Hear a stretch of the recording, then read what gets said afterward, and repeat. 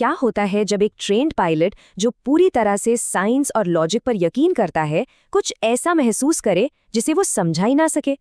ये कहानी है गौरव तिवारी की, एक ऐसे अन्वेषक की जिनका सफर हमें शक की गहराइयों से लेकर अनदेखे दुनिया के रहस्यों तक ले जाता है। चलिए देखते हैं कि उन्होंने इस रास्ते को कैसे चुना। जरा सोचिए, एक इन्वेस्टिगेशन चल रही है, घना अंधेरा, और तभी ये शब्द फुसफुसाई जाते हैं। ये एक ऐसा पल था जिसने सिर्फ कमरे की खामोशी को ही नहीं तोड़ा, बल्कि उस पूरी जांच की दिशा को ही हमेशा के लिए बदल कर रख दिया। लेकिन ये शब्द सिर्फ एक एहसास नहीं थे, ये कैमरे में कैद हुई एक पूरी इंसानी परछाई की तरफ इशारा कर रहे थे। एक ऐसी इमेज जो फिजिकली वहां नहीं होनी चाहिए थी, फिर भी वो मौजूद थी। तो सवाल ये है कि टीम ने आखिर देखा क्या था। हम अपनी पड़ताल की शुरुआत एक भुता जेल में मिले एक बहुत ही जरूरी सबूत से करते हैं। एक ऐसी तस्वीर जिसने लॉजिक को ही चैलेंज कर दिया। इस चीज को जो सबसे दिलचस्प बनाता है वो है इन सबूतों का सीक्वेंस। सोच कर देखिए, टीम एक के बाद एक तस्वीरें ले रही है।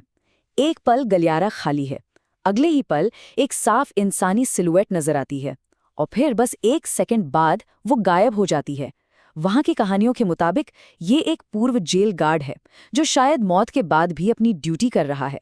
क्या वाकई ऐसा हो सकता है? पर आखिर ये शख्स था कौन जो इन सबूतों का सामना कर रहा था?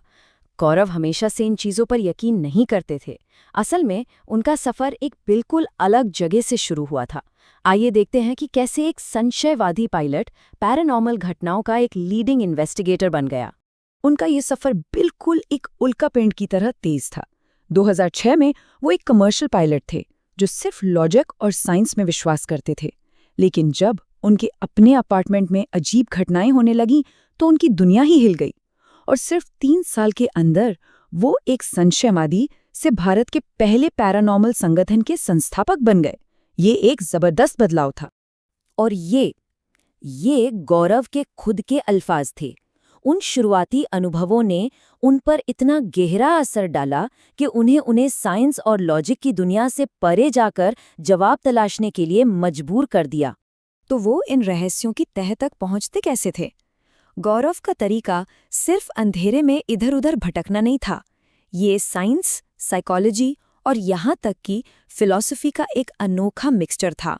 उनके टूल किट में ट्रेडिशनल और कह सकते हैं नॉन ट्रेडिशनल दोनों तरह के उपकरण थे।